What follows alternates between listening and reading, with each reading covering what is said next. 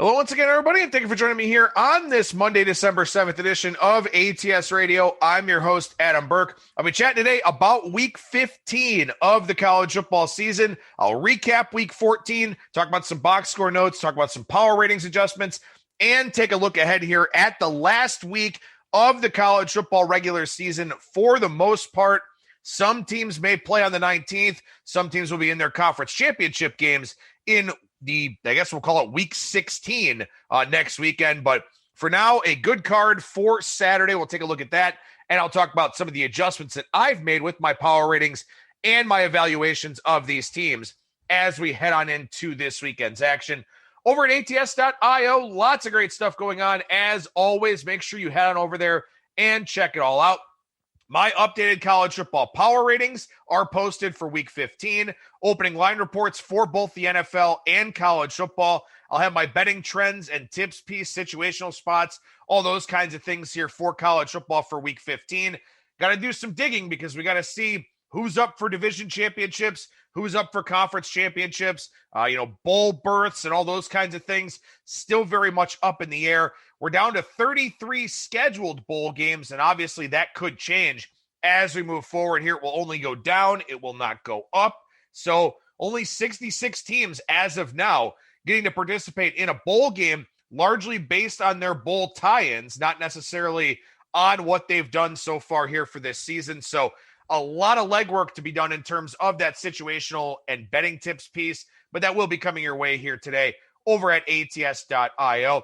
Be on the lookout for college basketball content. Be on the lookout for NFL content over at the website as well, along with the updated sportsbook promotions for this week. Should be a lot of great offers here. A lot of places probably starting to roll out some holiday-themed offers as well with Christmas and Hanukkah and Kwanzaa, Festivus, if you celebrate that. The holidays coming very quickly here, to say the least. Christmas 2 weeks from Friday. Again here, a lot of promotions probably coming your way over at ats.io. And lastly, doing some work on the app here today, doing some more with our article integration from ats.io into the ATS app. So maybe a little bit buggy as we make some of those adjustments, but the Against the Spread app is a bet tracker. It's got an odds screen with U.S. sports books in it, stats, and odds database, all kinds of great stuff. Article integration, as I mentioned. So head to the Google Play Store or the Apple Store, search the Against the Spread app,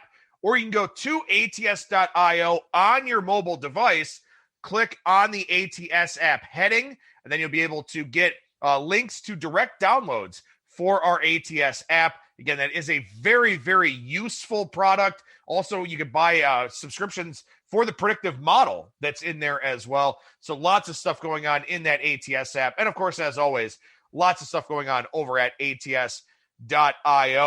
Tuesday, I'll be chatting NFL with Brian Blessing. Wednesday, Kyle Hunter for a split show, college basketball and college football. Thursday, Brad Powers talking college football and the NFL. Friday, my circa picks for Week 14.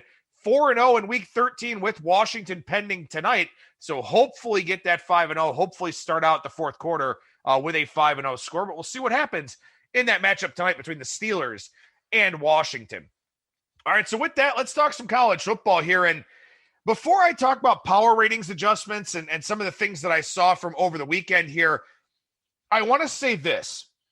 You really have to do a lot of digging here this week for your college football plays. And what I mean by that is you want to find out what the coaches and what the players are saying about these games. There are a lot of programs that are probably just kind of at a breaking point here, whether it's because there's some sort of uncertainty with the head coach or something like that, or just because it's been a very long 3 or 4 months for these football teams trying to adhere to all of these protocols, trying to navigate these kids through the semester and all of that. There's been a lot of stuff going on here in college football this season, and there are some teams that just have absolutely nothing left to play for, some teams that have everything to play for. So I don't see a ton of point spread inflation where we do have games where the two teams are in very, very different positions, but still, it is something that you want to factor into the equation here for this week in the sense that not all of these teams are going to show up ready to play. There will be some teams that get blown out.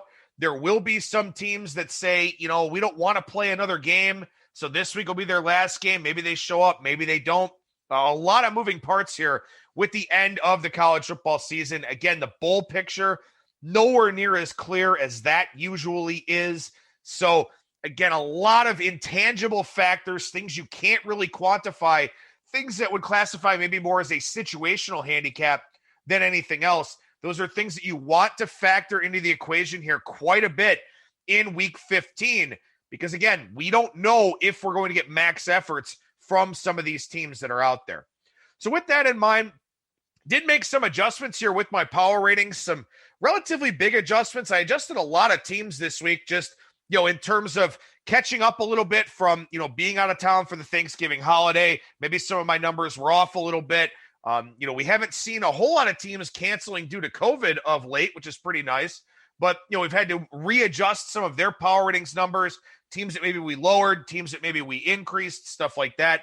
So did make a lot of adjustments to the power ratings here for this week. And some of the bigger ones, some of the more notable ones in week 15, I dropped Duke 5 points. And Duke is one that I've been slow to adjust on. And I've talked about this a lot before, that, teams that have quality coaches, I tend to give them the benefit of the doubt. Teams that have quality coaches or track records and reputations. There's just sort of a standard for the football program at some of these universities.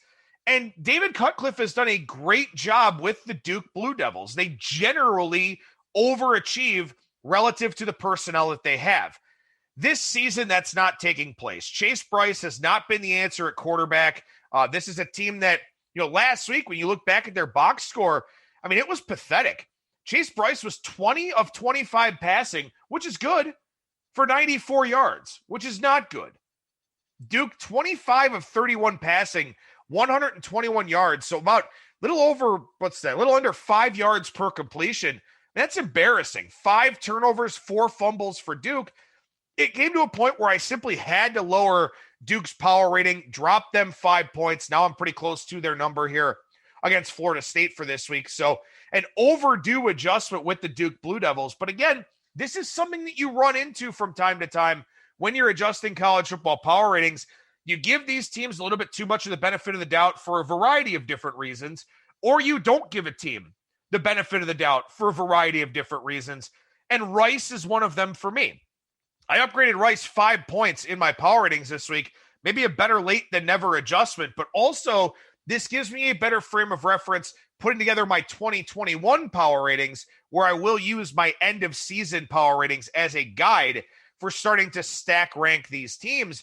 But Rice with Mike Bloomgren, they've played well. They've been a very competitive football team when they've been an inferior team, and then they've been very good when they've been the better team, or at least the team on the opposition's level. This past weekend, 5 interceptions of Grant Wells really helped in that game. But Rice is obviously a program on the rise, so that was a big move that I had to make with them. And similarly here, I dropped Marshall 4.5 points. Marshall is a team that, early on in the season, they were playing really, really well. They are a negative regression candidate, and we did see that here this past weekend, but they're also one where they had some COVID issues and stuff like that, and the market lowered them, and I didn't. And we talked about it last week with Brad Powers on the show that, as a general rule, it feels like we've seen about 7-point adjustments to these teams that have COVID cancellations. Whether that's too much or too little, they're leaving up to us to decide. We saw it with Ohio State last week, for example, where their power rating was dropped about 7 points. They were way underpriced in that game against Michigan State, wound up covering the spread easily in that one. For some teams, 7 points may not be enough, especially as they try to get back into it now this late in the season. Marshall being one of those teams that I did drop 4.5 points this week. Another team I dropped 4.5 points is Oregon State. And this is not a knock on Oregon State. I was off on the number last week against Utah, and the line moved against my number. So those are 2 strikes right there. Also, the Christian Gebbia injury, that's something that I had to account for and adjust for. So 4.5 may not be big enough, but I did also move Utah up a little bit, thinking that maybe I had to split the difference a little bit in that game. Ball State, I moved up Ball State 4.5 points. And, Ball State was a play-on team for Brad Powers last week. Good call from him on the show. I think they've been a play-on team for a lot of people here this season. A lot of people do like their personnel, like how balanced they are on the offensive side, look to maybe be one of the better defensive teams in the MAC this year, where the MAC just doesn't have a whole lot of defense. So Ball State, in whatever remaining games they have, or of course going into next season, wanted to bump them up a little bit. So I did pop them 4.5 points here for this week. Speaking of the MAC, a team that I did move down is Toledo, and I moved Toledo down 4 points here this week. And, something I think is pretty important to consider is that the further away you get from a really good head coach, the more difficult it is for the new head coach to keep up those program standards. And when you look at the Toledo Rockets here, they're starting to get really far removed from the Matt Campbell years. Matt Campbell's last year, 2015 for Toledo. So basically all indication or all evidence of his tenure there with Toledo pretty much gone now. And last year we saw Toledo take a tumble. This year, I think Toledo has fallen short of expectations as well. No knock on Jason Candle. I just don't think he's Matt Campbell, even though he was on Campbell's staff before he left for Iowa State. So this is one where I think maybe I tried to give Toledo the benefit of the doubt, again, because of their reputation as a program, but it's just not there right now. So I had to drop them down 4 points in my power ratings. One team I moved up 4, and maybe it was too much after their Sunday performance against USC, but Washington State, I bumped back up a little bit. Their COVID issues should be in the rearview mirror. Bumped them up 4 points here for this week. But, again, not a great look for them on Sunday against USC. Lastly, one other one I want to mention here, South Alabama. I dropped them down 4 points. They're generally pretty good in a big underdog role, but I overcompensated for what they did earlier on in the season. And also they fired head coach Steve Campbell. So now they are just kind of going rudderless into their final game where, who knows what happens as we go forward here with South Alabama. And, again, this is just something that happens here at this time of the year. And it looks like they don't even have another game left on the schedule. So, a lot of coaching things going to be happening here over the next couple of weeks. And those will be things that I think can impact the point spread. And sometimes it'll be a positive. Sometimes it'll be a negative. Those are just things that we kind of have to feel our way with as we go forward here throughout the rest of the regular season, and something to remember for future seasons as well. All right, so we'll look at some box score things from last week and some things that kind of stood out to me a little bit. And, I talked about Louisiana and Appalachian State quite a bit last week. I thought Louisiana was in a good spot to, get some revenge against App State, and they did. They won the game outright. But App State -3 in turnover margin in that one, a big reason why Louisiana came away with the win. Really good defensive performance from both units in this one. The two teams combined to go 18 of 45 passing, combined for 3.4 yards per carry. Now, there were some weather factors in Boone that didn't help the offensive prowess for either team, but it was nice to see both teams play really well defensively. And I think this is an important thing as we go forward here with a lot of these teams. Look at how they perform defensively. Offensively, that may be a function of the other team's defense kind of quitting on the season or something like that. But when you get a really big defensive performance, that means that team is still engaged. That means that team is still out there playing hard, still out there fighting.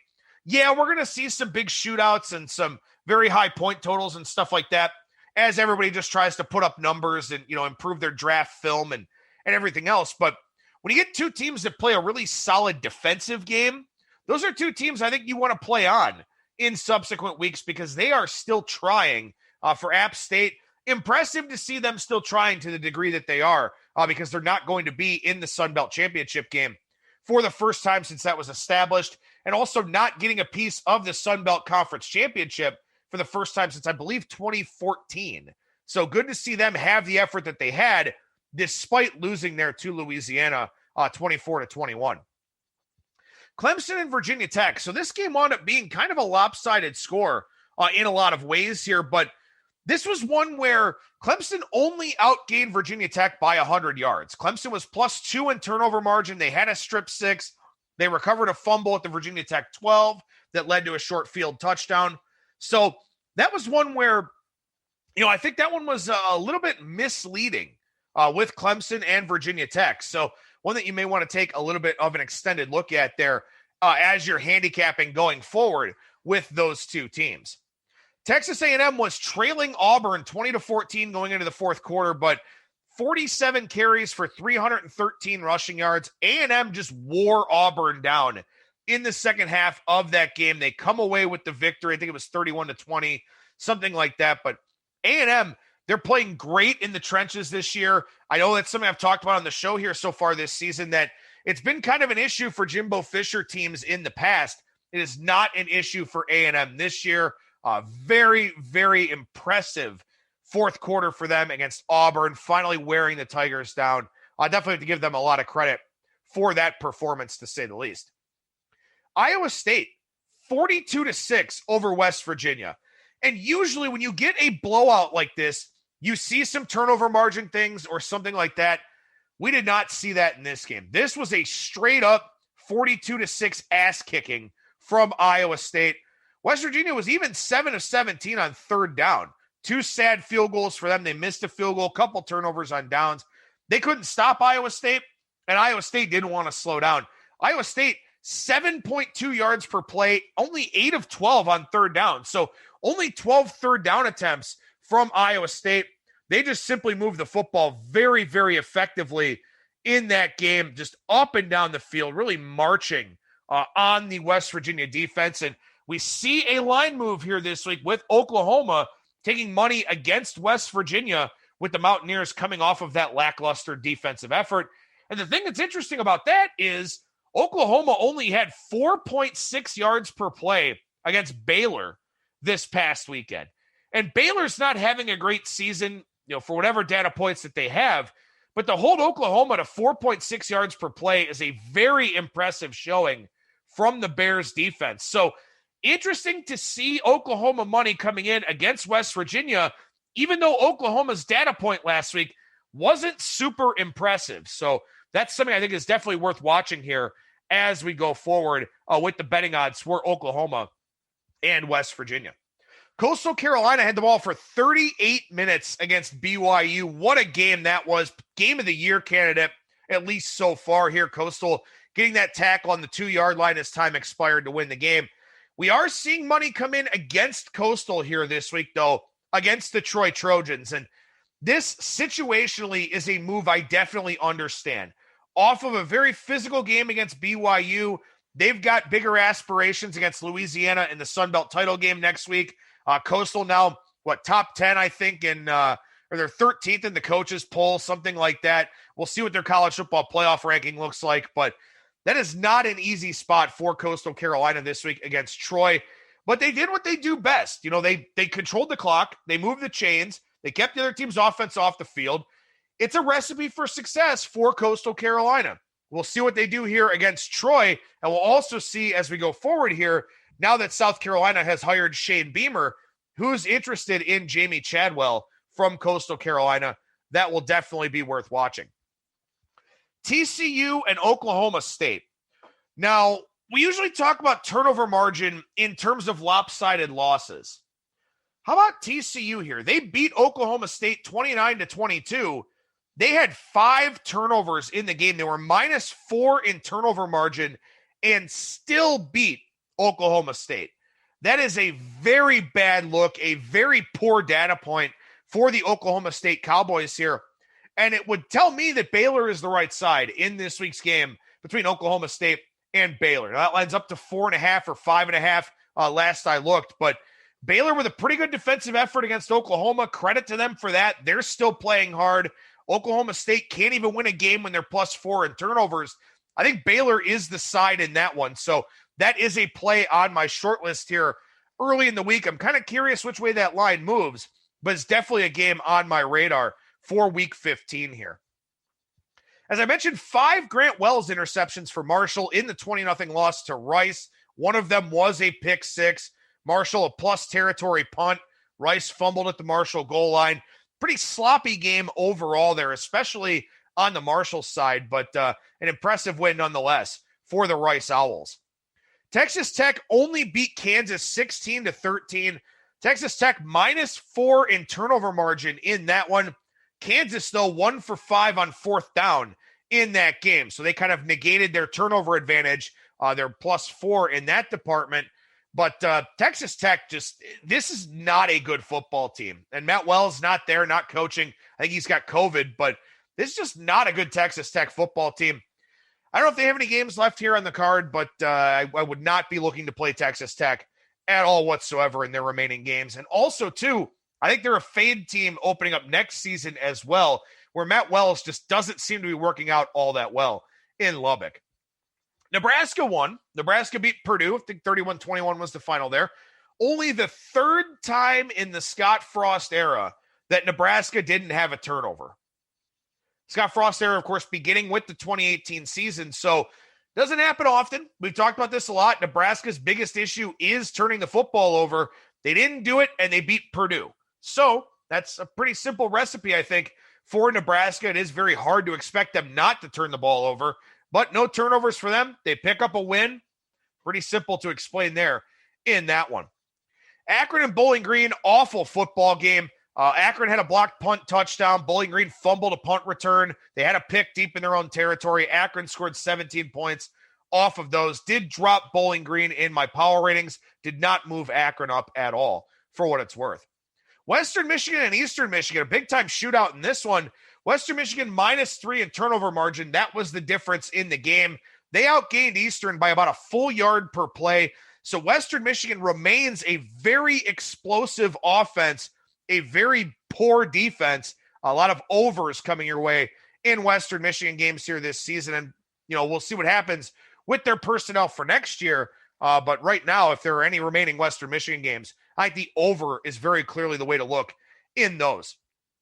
I don't know why, but Arkansas State continuing to do this two-quarterback thing. Lane Hatcher in last week's game, 11 of 14, 326 yards, 5 touchdowns. I think that one was against Louisiana Monroe. Logan Bonner was terrible with his stat line. Hatcher was not. I don't know why these teams keep doing this, but they still go by that quarterback tandem and whatever else. I don't get it, but whenever Lane Hatcher's out there, maybe some opportunities to live bet Arkansas State because he seems to do a lot better with this offense than Bonner does. Boston College had 520 passing yards against Virginia. They had 513 total yards.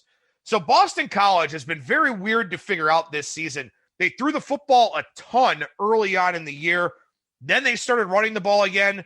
Now they threw it a lot in that game against Virginia this past weekend. The backup quarterback there, Jerkovich, actually wound up not being cleared. That line came down from 6.5 to 4, back up to 6.5. Virginia with the win and cover. Doesn't seem like we're going to get the opportunity to really go against Virginia. I did last weekend with Boston College. They didn't get to the window. Virginia with Virginia Tech this week. Tough to go against Virginia with Virginia Tech having so many issues. So, Virginia, a team in line for regression, but maybe we're running out of time for it to actually happen here. San Diego State won 29-17. But San Diego State, that was against Colorado State, 3.43 yards per play on offense. San Diego State had a kick return touchdown, a punt return touchdown, and ran a kickback for a 17-yard field goal drive. So San Diego State getting a lot of special teams in that 29-17 win. Their offense is actually very, very bad, as we know. I'd be on BYU this week against San Diego State, and that is probably my biggest overlay of Week 15 here is to back BYU against San Diego State. South Carolina -4 in turnover margin against Kentucky. And look, I think this is one of those scenarios where you really wonder about South Carolina, not just this year, but next year as well. Shane Beamer will come in. He was on the Lincoln Riley coaching staff at Oklahoma. He's a Charleston native. I think South Carolina should be excited about the hire, but I just don't think there's a whole lot of talent in Columbia right now for Beamer to work with. You're going to have to completely restart now again because he won't keep Mike Bobo around. At least South Carolina's offense should be a lot better going forward with Beamer coming with some of the concepts, the RPO stuff from Riley. I do like that. I do like their future down the line, but it's going to take some time to build this thing up in Columbia. So South Carolina will be a team I probably have power rated about as low as I've ever had them heading into the 2021 season. Fresno State here. How about this? 599 yards for them, only 26 points. Had a couple of fumbles. They were 3 for 7 on fourth down, so they had 4 turnovers on downs. Their quarterback, Jake Haener, 41 of 65 for 485 yards and a couple of touchdowns. Fresno State, probably a little bit of a positive regression candidate. And also, I think going forward with that hire of Kalen DeBoer, Fresno State will be a play-on team for me heading into 2021. And it's never a bad idea to start thinking about that late in the college football season here, sort of positioning yourself in your power ratings to have play-on teams for the upcoming season. Lastly, Wyoming, 1 of 11 on third down in their loss to New Mexico, 1 of 3 on fourth down. I have no idea how in the hell Wyoming lost that game to New Mexico. They were an 18-point favorite. The line moved up over the course of the week. They still weren't able to get that victory. I don't know how you lose that game outright, but I will say this. As we transition to looking at Week 15 a little bit here, I do like Wyoming against Boise State this week. That's one of my big power ratings overlays. I've got Wyoming +6 in that one. I'm seeing 12.5 and 13 out in the market at the places that do have something posted on that game. Actually, Wyoming +6.5. But that's one of my big overlays here for this week is Wyoming at home against Boise State. So that's one that I may take a look at here as this week goes along. As far as some other ones that I'm looking at here, this line is still 6.5 in some places. I like Pitt against Georgia Tech. I think Pitt's a pretty good team. Georgia Tech, I don't think they're great. I know they've played well here now that they've returned from some of their COVID issues, but they have major turnover issues themselves. Pitt takes good care of the football. They sack the quarterback a lot. You got a freshman quarterback for Georgia Tech that does hold on to the football too long. I like Pitt on Thursday night. Find a 6.5. I think 7 will be the number pretty much market wide. I have it 10.5. So I do like Pitt in that one on Thursday night. That's one of my bigger overlays of the week here. Wake Forest is one that I do have. I have Wake Forest a 3-point favorite against Louisville. The market is moving towards my number in that game. Like I talked about last week, Wake Forest has 1 turnover on the season. Louisville's had all kinds of problems taking care of the football. So Wake Forest on the money line, one I think is worth going ahead and taking here as we kind of look through this Week 15 card. A lot of games that still really aren't posted across the market as of yet.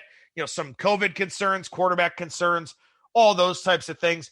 As I said, I do like Baylor here +5. My line is +3. So this is just more of a kind of the state of the two programs type of play rather than a big power ratings overlay or anything like that. I just don't think Oklahoma State is still super invested. They've got a lot of things going on. Baylor with a first-year head coach. Everybody's still trying to fight for playing time and all of that. Plus Oklahoma State off of last week, +4 in turnover margin, and they still can't win the game. I do like Baylor. You can find +5 out there. This one has come down to 4.5, though, so you might want to jump on this one because I'm not sure it's going to get that much higher out there in the marketplace. I got to lean on Auburn against Mississippi State. I have Auburn -11. That line is 7, pretty much market wide. I don't know where Mississippi State kind of stands. Mike Leach kind of blowing off some of his coaches, call-in show, not requirements, but appointments, I guess I could say. I don't know what the state is of that Mississippi State football team. I think Auburn, after what happened in the game against Alabama and then blowing that fourth quarter lead last week, I think they rally a little bit here, but I understand why it's tough to take them laying 7 on the road. As I look through the rest of the card here, I don't really see a significant amount of value. I do think Appalachian State against Georgia Southern is a decent play. I don't have any power ratings value on that. My number is -9, market's 9 or 9.5. But like I said, App State with that big defensive performance last week against Louisiana, I think they can shut down Georgia Southern. I think they can do enough to win that game on offense. So I do like App State a little bit in that matchup. Akron and Buffalo is a bit of an overlay for me. I got Buffalo -38. Market's got 32. As I said, I don't think Akron is as good as what their box score suggested last week over Bowling Green. It wasn't that big of a blowout. So Buffalo would be the only way I would look in that game. So that's kind of an interesting one. Like Eastern Michigan a little bit against Northern Illinois. My line's 9.5, market at 4.5. So a little bit of an overlay in that one. LSU and Florida is kind of interesting to me because 2 weeks ago, Kentucky was plus 23.5 against Florida. Now LSU is plus 23.5 against Florida. And I'm not saying I love LSU by any means, but LSU's still, even with all the talent that they've lost for this season, they're still a far more talented team than Kentucky in my estimation. So I kind of lean LSU in that one, but I also wonder if the Tigers are just ready for this season to be over with the way that everything's kind of playing out for them. So kind of a tough spot, sort of a trickier game, but that is one that I'm kind of considering here a little bit. As I said, San Diego State and BYU is a big overlay for me. I have BYU minus 25 in that game, market 14.5. A lower scoring expectation in that one, so maybe I regress my number to 23, 22, something like that. But still a big overlay for me. I think San Diego State is terrible, and I think BYU wants to bounce back from that loss. So I do like BYU in that one. Navy and Army. This is a pretty big favorite role for Army, who was favored in 2018 for the first time since, I believe, 2001. They did lose last year 31-7 after winning 3 straight over Navy. This one is in West Point. This one is at Army. It's not a neutral site game for the first time in basically forever.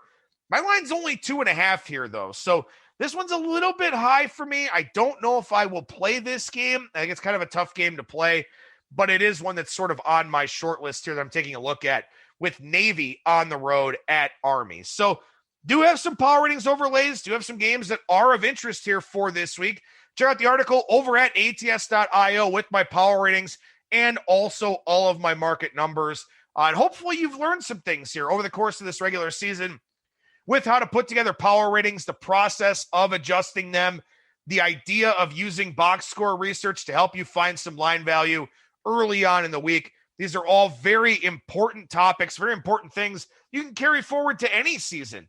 I know it's a little bit tough coming out of this weird COVID year, but a lot of this stuff does have good value going forward if you take the time to do it. And, we'll have a full off season now where if you need some help with your power ratings, you reach out to me on Twitter at Skating Tripods, email me skatingtripods@gmail.com. And I'll probably do some stuff over the summer at ats.io or maybe even in the spring, talking about how I sort of go through my power ratings process, maybe get some quotes and some, background from some professional handicappers that I really respect on how they put together their power ratings. I think that would be helpful for everybody and maybe something that we can incorporate for next season here. But college football's not done. We just go to conference championship games next week, the smattering of regular season games. Then we'll be able to talk about the bowl games for however many of those there actually are. Coming up on Tuesday, it'll be an all-NFL show with Brian Blessing, the host of Sportsbook Radio and Vegas Hockey Hotline. As I said, Wednesday, we'll chat college basketball and college football with Kyle Hunter. Thursday, college football and NFL with Brad Powers. Friday, Circa Picks for Week 14. That'll do it for me. Thank you so much for listening, everybody, and I will talk to you again tomorrow.